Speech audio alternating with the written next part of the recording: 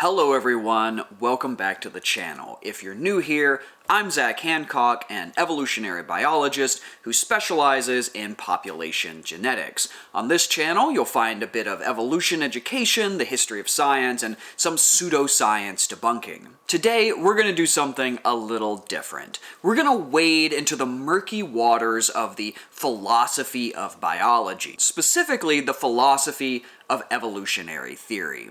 In case you're unaware, evolution has fascinated philosophers for almost as long as it has intrigued biologists, and while biology and the philosophy of biology have progressed largely independent of one another, I do believe that there are some interesting things we can learn when we position evolutionary theory in a philosophical lens. The overarching question we're going to ask in this video is, are evolutionary forces akin to Newtonian forces? That is, are the forces of evolution, natural selection, genetic drift, gene flow, and mutation comparable to the laws of motion first uncovered by Isaac Newton? Believe it or not, this very question lies at the heart of a debate in the philosophy of biology that has been raging since at least the 1980s. So join me as we investigate the processes of evolution through the lens of philosophy.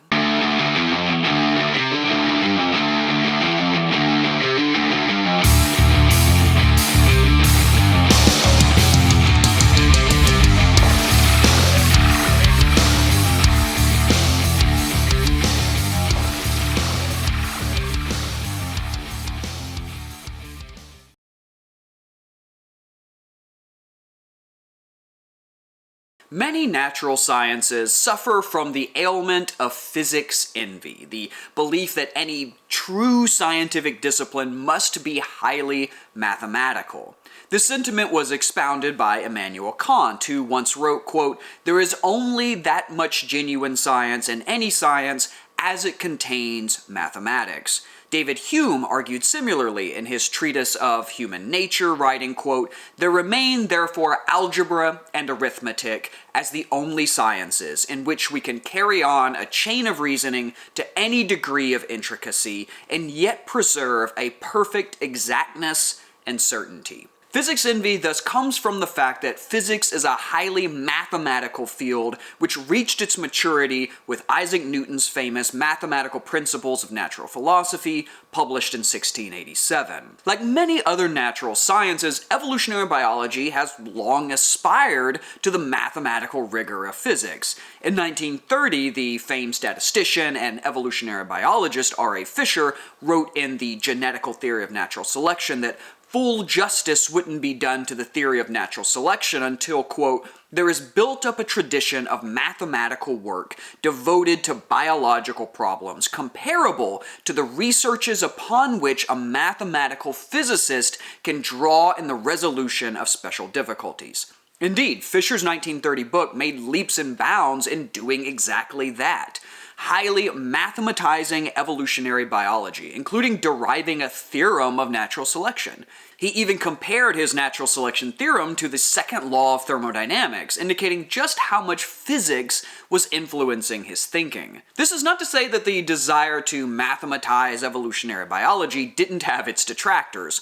Ernst Mayr, one of the giants of evolution who revolutionized our ideas around speciation and species concepts, often lamented the desire of biologists to reduce everything to mathematical theories. He wrote in the book, What Makes Biology Unique, quote, "For me, it became clear in the 1950s that any approach to a philosophy of biology, essentially based on logic and mathematics, rather than on the specific unique concepts of biology, would be unsatisfactory." While the desire to mathematize biology was not universal, early evolutionary biologists, especially population geneticists, realized how amenable biology was to math. This was thanks to the discovery of Mendelian genetics. Since inheritance was discrete instead of blending, genes could be represented as binary units with set probabilities of inheritance each generation. With the shift from individual to population-level thinking in biology, this permitted the derivation of hundreds of mathematical expressions describing how gene frequencies could change in populations across successive generations. And so went the development of evolutionary theory. Today, evolutionary theory is highly mathematical, with its own theorems just like those that exist in physics. But are the forces of evolution actually analogous to those of physics? In 1984, philosopher of science Elliott Sober wrote an incredibly important book titled The Nature of Selection. In this book, he argued that evolution is a theory of forces and directly likens these forces to those described in classic Newtonian mechanics. He wrote, quote, "In evolutionary theory, the forces of mutation, migration, selection, and drift constitute causes that propel populations through a sequence of gene frequencies. To identify the cause of a population's present state requires describing which evolutionary forces impinged." How are the causes of evolution, namely selection, drift, mutation, and gene flow, akin to Newtonian forces? To understand Sober's argument, let's take a step back and briefly discuss Newtonian mechanics. As I said before, Newton published Principles in 1687, and in this text he laid out the 3 laws of motion, and it is from these laws that we understand what constitutes, in a physical sense, a force of nature. The first law is effectively a description of the concept of inertia. An object at rest or in motion remains at rest or in motion unless acted upon by a force. In this way, for evolutionary theory to be a theory of forces in Sober's definition, it must have what Sober calls a zero force law. That is, it needs something that describes the condition we would expect if there were no forces acting at all. Does such a law exist in evolutionary theory? Yes. Consider you have 2 alleles in a population A and B, which are at frequencies P and Q, and that the organisms in question are diploid. If we assume no selection, drift, mutation, or gene flow, then the expected allele frequencies in the next generation are simply all possible combinations of A and B. So we expect to see genotypes AA, AB, and BB. The frequencies at which these should occur is then P squared, 2PQ, and Q squared. Since these are frequencies, they sum to 1, and so the expected allele frequencies are simply P plus Q equals 1, and P squared plus 2PQ plus Q squared equals 1 for genotype frequencies. This distribution will remain unchanged every generation so long as there is no selection, drift, gene flow, or mutation. That is, the conditions just described are a kind of inertial state. The gene frequencies in the population are, in Newton's terms, at rest. We call this zero force law in population genetics the Hardy-Weinberg principle, after G.H. Hardy and Wilhelm Weinberg, who independently discovered it in 1908. Often in introductory biology classes, the Hardy-Weinberg principle is introduced as a kind of null model of no evolution, what we expect genotype and allele frequencies to be given that nothing is acting upon them. So far, so good. Newton's second law of motion states the change of motion of an object is proportional to the force impressed and is made in the direction of the straight line in which the force is impressed. It is from Newton's second law that we get the definition of a force. It is equal to the mass multiplied by the acceleration, or F equals ma. Importantly, this is the net force, and so it's actually a vector of all forces that may be acting in concert. Some of these forces may be in opposite directions, and indeed can ultimately lead to a net force of 0, a condition known as equilibrium. This tells us something key about both Newtonian mechanics and evolution as a theory of forces. First, that directional change from a state of inertia is due to some force. But no change is not necessarily the result of an absence of any force acting. It could be that the net force is simply 0.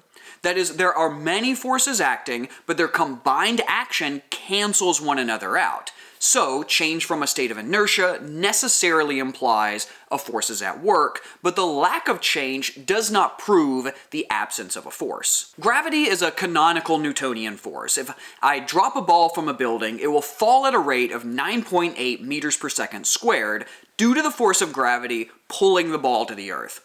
However, let's say I have a machine that blasts air from below such that once the ball reaches the force of the air blower, it hovers and there is no net change in direction. Both gravity and the force from the air are at work, but it results in no net movement. That is, the position of the ball is at equilibrium. How might Newton's second law apply to evolutionary theory? Let's return to our population of A and B alleles. Now let's imagine that one of those alleles, A, provides a fitness advantage such that individuals possessing it have a greater probability of leaving offspring. We can write the fitnesses of each genotype as W sub AA, W sub AB, and W sub BB. How does the allele frequency of A, which we denoted earlier as P, change over time? Fisher in 1930 denoted the fitness differences between the average of the genotypes carrying the A allele, that is, W sub AA plus W sub AB divided by 2, and the population mean fitness as the average excess, and found that the change is equal to the frequency of P in the present generation multiplied by the average excess divided by the mean population fitness. This expression has sometimes been called the genic theorem of selection. Hence, the direction of the change is predicted by the average excess in fitness of genotype W sub AA and W sub AB. Importantly, in deriving this expectation, we have assumed that all else is equal, that is, that there are no other forces at work. But can there be an equilibrium in evolutionary theory like in Newtonian mechanics? Imagine now that there is recurrent mutation to the allele B and that it occurs at a rate of mu. Obviously, selection is acting to push the A allele to fixation, but mutation is constantly adding the B allele back into the population. It turns out that a stable equilibrium exists between mutation and selection whenever Q is equal to U over 1 minus W sub B, where W sub B is the average fitness of individuals carrying the B allele. Notice something quite interesting emerges from this. Even if the fitness of individuals carrying the B allele is 0, that is, it's a lethal allele, there is still an equilibrium rate that is reached between mutation and selection. The equilibrium frequency of Q is simply equal to the mutation rate to the B allele. The equilibrium frequency grows larger the more benign the B allele is, or the higher the rate of mutation to that B allele is. Another important equilibrium in evolutionary theory is called mutation drift equilibrium. Like selection, genetic drift acts to homogenize the population, removing genetic diversity.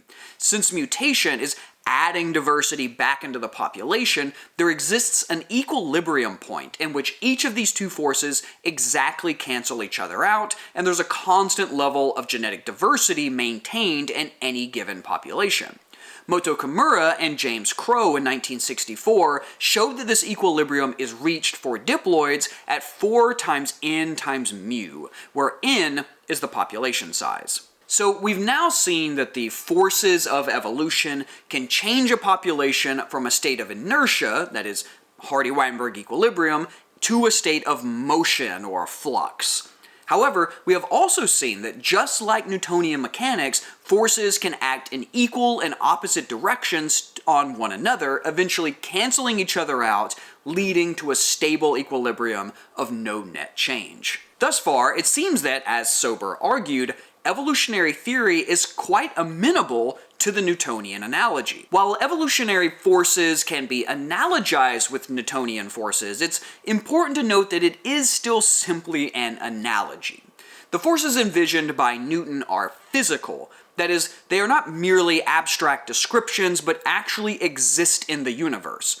Gravity, for example, whether described as an undiscovered particle or as a field, is still a physical thing at some level. But natural selection and genetic drift are not physical things. They are merely abstract descriptions of a myriad of processes that are actually taking place. For example, imagine a population of beetles that are half metallic green and the other half are forest green. And the next generation, we see that in the offspring, 55% are metallic green and only 45% are forest green. What happened? Well, we could describe this in two ways. We could say simply that genetic drift has occurred, which is a random sampling bias and has caused the frequencies to not match the previous generations by chance. Or we could say that differential births and reproduction, coupled with an occasional hiker who accidentally stepped on more of the forest green than the metallic green by chance, along with the segregation of chromosomes in which one carries the allele for color, collectively led to a change in allele frequencies. Notice the second description is what actually happened, while the former is simply a description of any class of things that might be contained in the latter.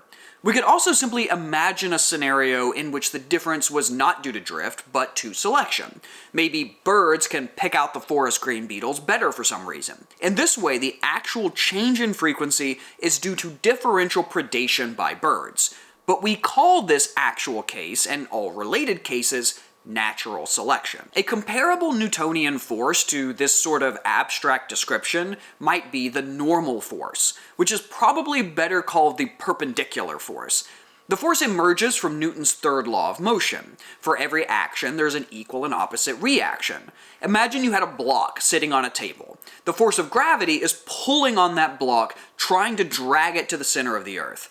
But the table is exerting an opposing force, the normal force, exactly canceling out the effect of gravity. But what is the normal force? What is its physical basis? It depends on the substance. In the case of the table, the normal force emerges from the table's molecular structure that is collectively preventing the block from falling. But this molecular structure is different from that of, say, a carpet or a block of ice. Hence, the normal force describes a broad class of ground forces that oppose gravity or friction or some other more canonical force.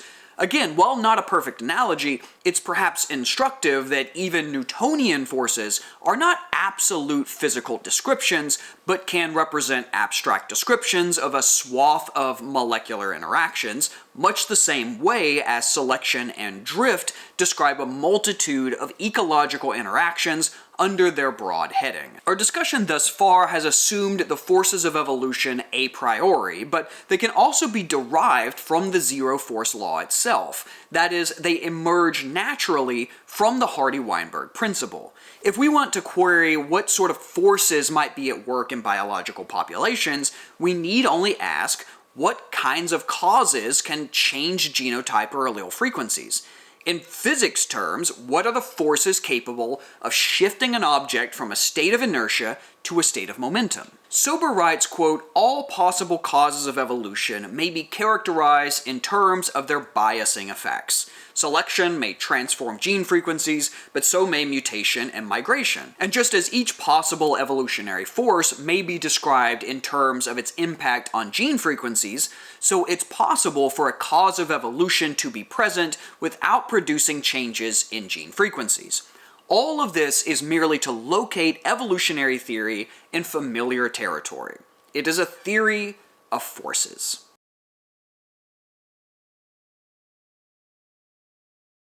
While the Newtonian analogy is appealing and intuitive, it is not without critics of various stripes. Some, like Mayer, take issue with the fact that there appears to be very little biology at all in these descriptions. If we designate evolutionary theory as merely a theory of forces, then the particulars of an organism are ultimately irrelevant.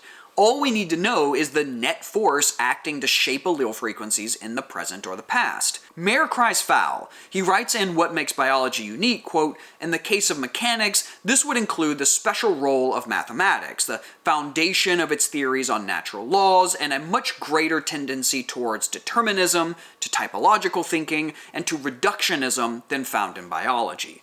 None of these mechanics-specific characteristics play a major role in theory formation in biology." We've already shown that Mayer is incorrect, that mathematics hasn't played a major role in theory formation in biology, but his sentiment is nevertheless shared among many biologists who are skeptical of mathematical theorizing over organismal biology. But this is a rather surface critique. Philosophers of science discontented with the Newtonian force analogy have made a much more bold claim, not merely about evolution as a theory of forces and Sober's terminology, but have attacked the causal role of these so-called forces in the first place. Dennis Walsh has led the charge against what he calls the traditional or the dynamical interpretation of evolutionary theory. That is, that selection, drift, mutation, and gene flow are causal forces of evolutionary change in a Newtonian force kind of way. Instead, he and others have described evolutionary theory as merely statistical.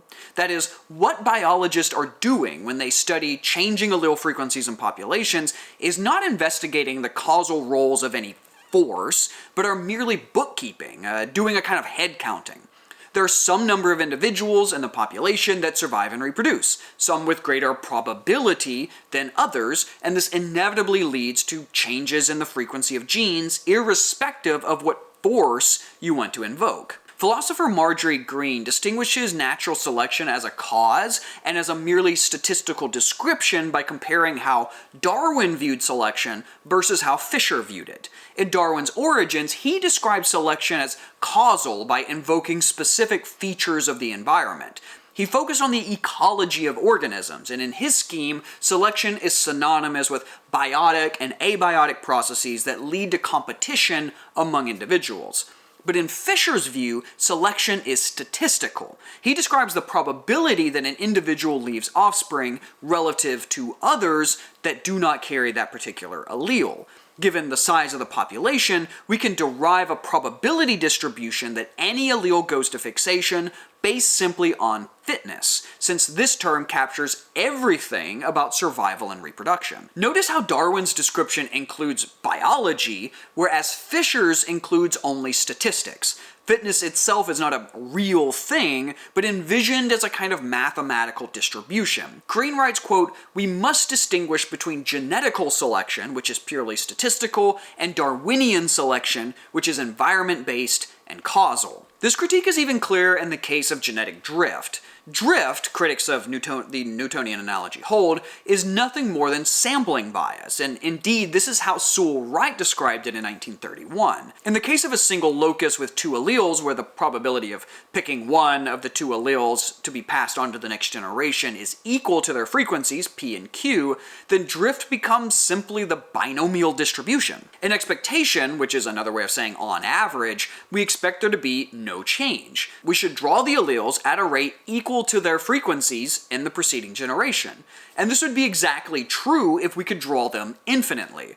But the variance of these draws tells us that we will, over time, deviate from the mean, and do so at a rate of the inverse of the population size, p, 1 minus p, over 2n. So can a random walk process like drift be considered a force in a Newtonian sense? Furthermore, can it even be conceptually disentangled from natural selection? Some philosophers, like John Beattie, argue that it can't. He gives the following example.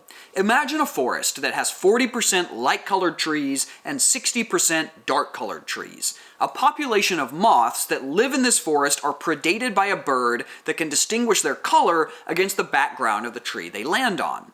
There are two color morphs of the moth, light and dark colored, so that the light is camouflaged on light trees and dark is camouflaged on dark trees. Since there are more dark trees than light trees, the dark morphs have a higher fitness since it is more likely that they land on a dark tree than on a light one. Since we treat fitness as probabilistic, you can think of it as being the chance of landing on a given colored tree, since we assume the moths don't preferentially land on a colored tree.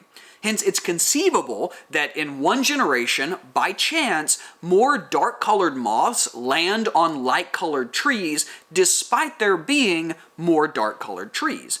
In this way, the light-colored moths actually leave more offspring to the next generation despite having a lower expected fitness. What has happened here? Selection or drift?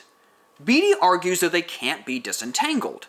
The dark-colored moths are being predated upon because they landed on light-colored trees, and the light-colored moths are not being eaten because they're matching their background. That sounds like natural selection. But the dark-colored moths have, in expectation, higher fitness.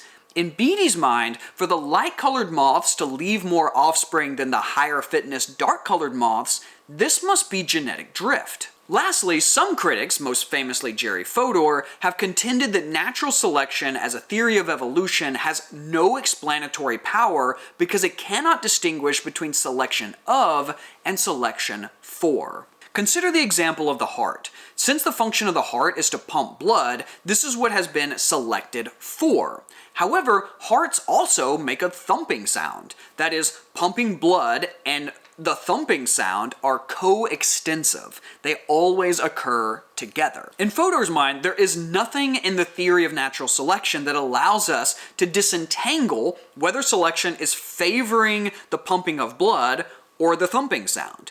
Of course, as biologists, we can reason which was selected after the fact by understanding something about the biology, and we could imagine a scenario in which a heart pumped blood but didn't thump, selection would still favor it. But to Fodor, that requires additional knowledge about the natural history that the theory of natural selection is actually silent on.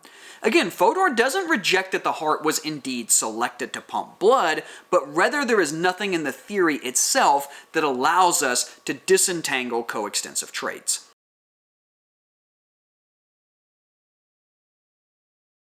So what has been the traditionalist response to Walsh's criticisms of evolution as a theory of forces? Many philosophers, and most notably Roberta Milstein and Christopher Stevens, have argued that the statistical interpretation has conflated process with outcome and relied on analogies that aren't sufficiently representative of the biological processes they attempt to describe. Let's start with natural selection, as it's the easiest to demonstrate causality. To do so, we need to make a distinction between fitness and selection. Traditionally, overall fitness is the combination of all things that might lead to your survival or reproduction. For example, in a given environment, there is some probability that you get infected by a parasite, get eaten by a lion, etc. There are also intrinsic features that might increase or decrease your survival or chance you find a mate as well. Collectively, these things define your overall fitness probabilistically. That is, while there is some chance you encounter a lion, you could go your entire life and never bump into one. Hence, as Sober writes, fitness is causally inert. That is, fitness is not a cause of anything. It is merely a probabilistic statement. What then is the cause of your survival? That depends on what happened to you. Let's say you died from a parasitic infection because you harbored an allele that made you more likely to be infected in the first place. Your overall fitness would have included this, but also a ton of other things irrelevant to this particular fact. For example, the probability you got eaten by a lion, which it turns out never played a role in your ultimate demise. Hence, selection is the causal agent here. There is a causal link between the trait you possess and your actual fitness, or your realized fitness.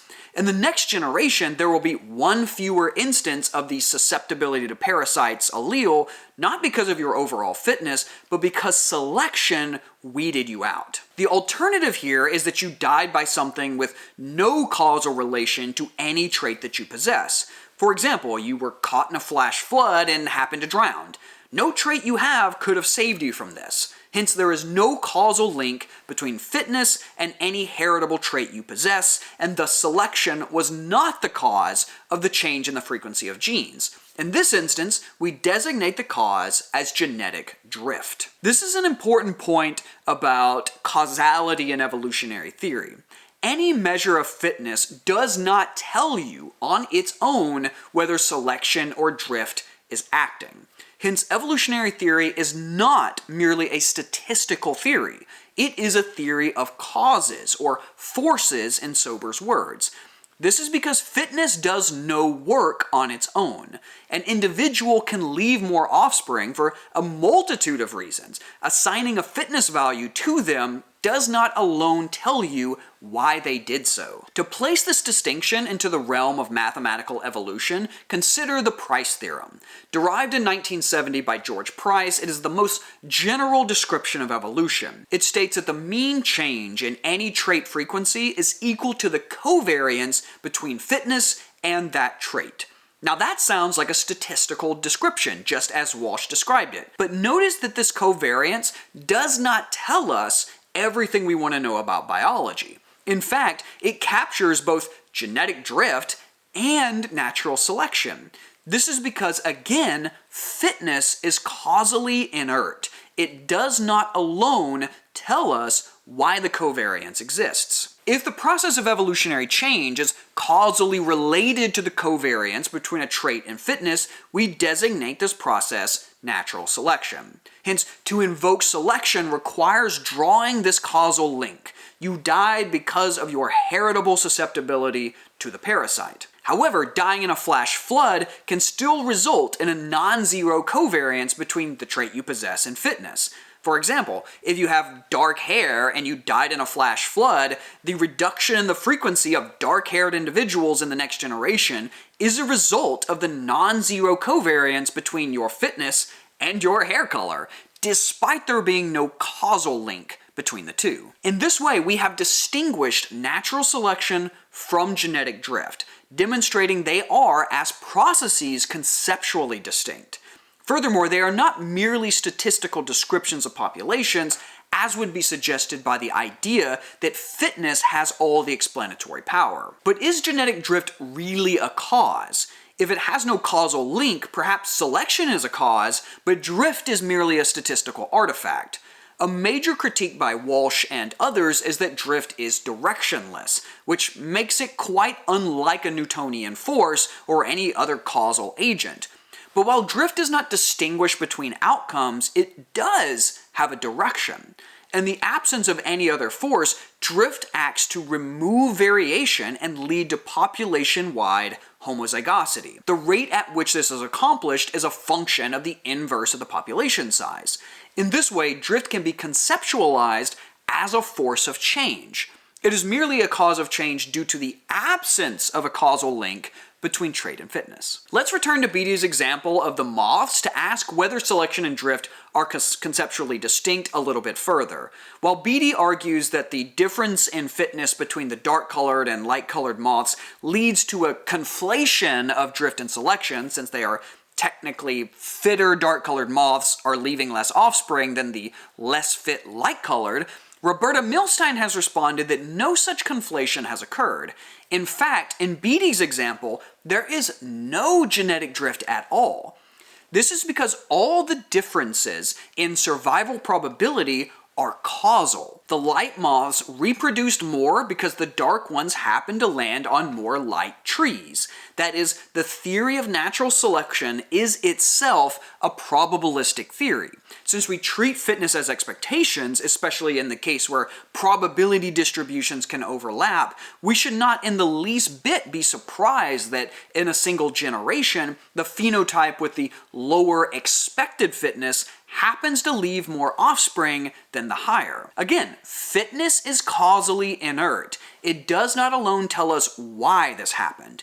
It is only natural selection as a force that can explain this. That is, the birds ate more of the dark moths because it could distinguish them against the trees they happened to land upon. To reiterate, conceptual distinctness of selection and drift are in their relation to causality, not in their relation to fitness per se. Both selection and drift are related to fitness, as shown by the Price theorem. Disentangling them requires the establishment of causality. Thus far, we've thought about selection and drift as process, but what about as outcomes? Can we still distinguish them if they are outcomes? Their distinction in outcomes becomes clear if we consider their action at the genomic level. Indeed, the debate over the extent of functionality in the human genome serves as an instructive lesson in the distinction between these outcomes. It will also help illustrate how the other forces combine to generate a net force that can be different across the genome. Let's say I examine two regions of the genome of equal length and want to know which forces of evolution are shaping the levels of genetic diversity in those regions.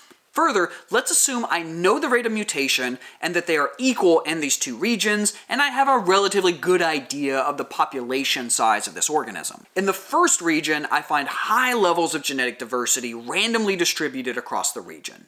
In the other, I find much lower levels of genetic diversity, and that where diversity exists is in predictable places. Let's say every third codon position is more likely to be variable than the first or second. Recall that codons are triplets of nucleotides that specify certain amino acids. The genetic code is redundant, and changes in the third codon position is more likely to lead to a redundant codon that produces the same amino acid, whereas changes in the first and second often cause the codon to change and code for a different amino acid. From this information, what forces have generated these outcomes? We can identify these by appealing to theoretical population genetics.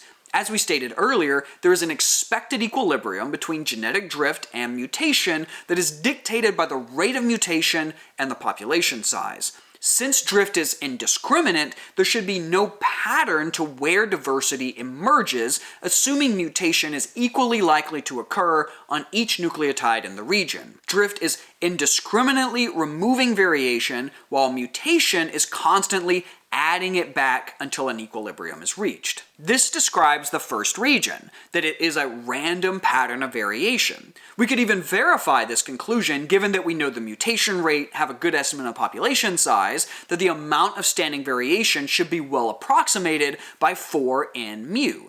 This also tells us something important. Since drift has no causal relationship to fitness, if mutation and drift are the only forces acting in region 1, as indicated by the equilibrium diversity and random pattern of variation, this region is non-functional. This means that there is no causal link to fitness. Contrast this with the second region. The lower diversity and non-random pattern of variation tells us that some other force is at work. In particular, we see that the non-random pattern of variation is punctuated at specific sites that can change without upsetting the amino acid chain. Thus, despite constant mutation occurring at all sites at a rate similar to region 1, we see variation being differentially purged in a way that is predictable by the presumed function of the sequence itself, to code for a specific string of amino acids. Thus, the distribution of variation in region 2 is the outcome of selection.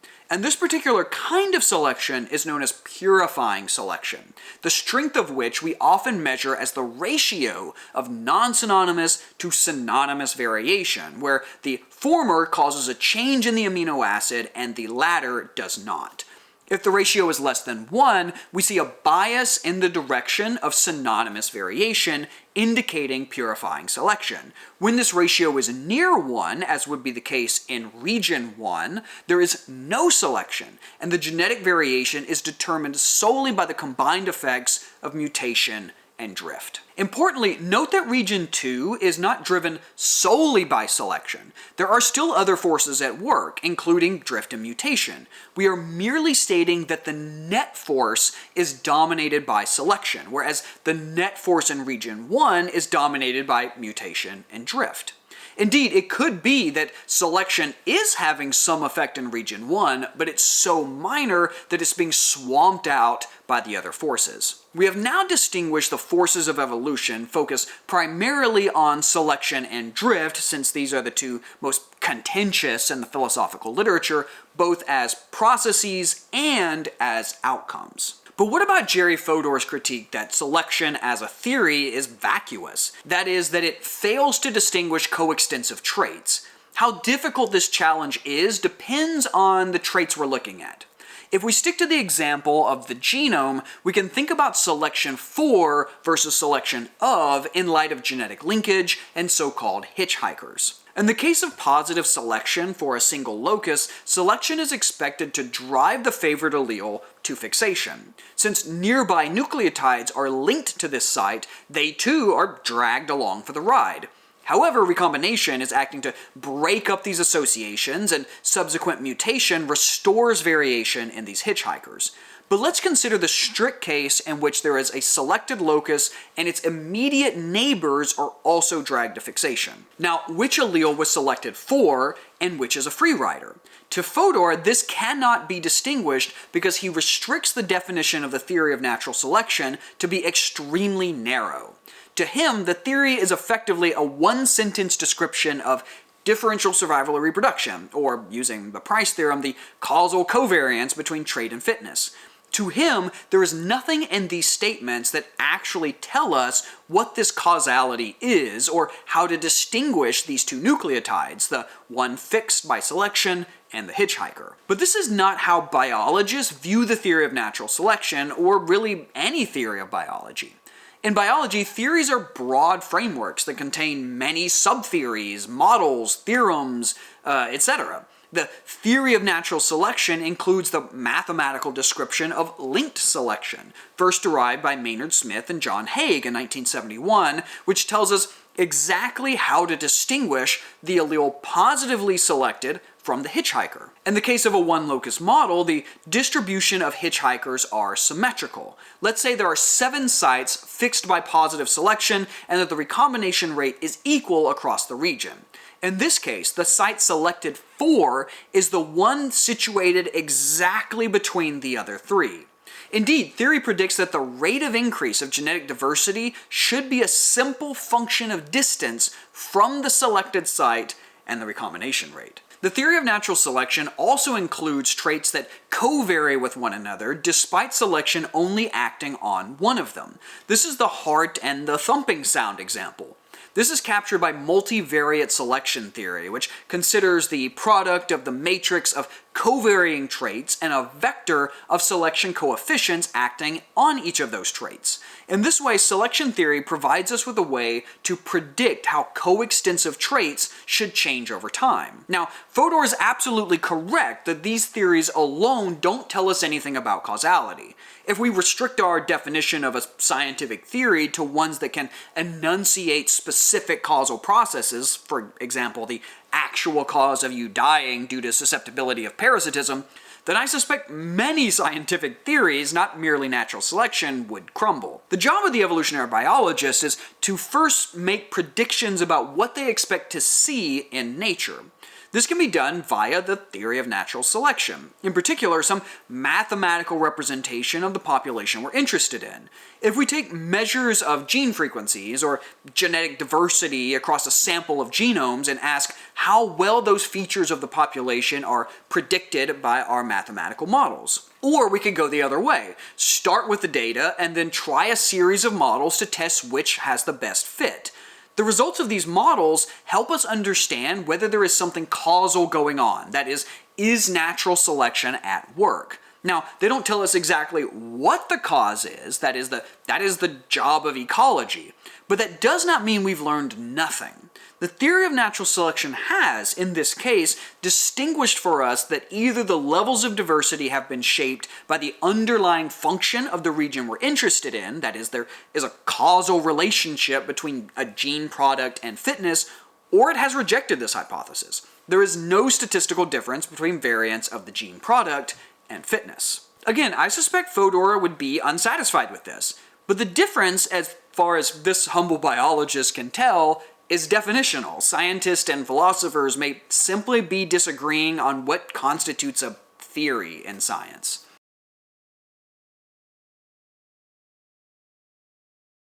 In summary, I hope to have shown you that Sober's description of evolution as a theory of forces akin to those in Newtonian mechanics is an apt one, if imperfect. That natural selection and genetic drift are conceptually distinct ideas due to their relationship with causality, and that to invoke one or the other is to take on the task of establishing said causality.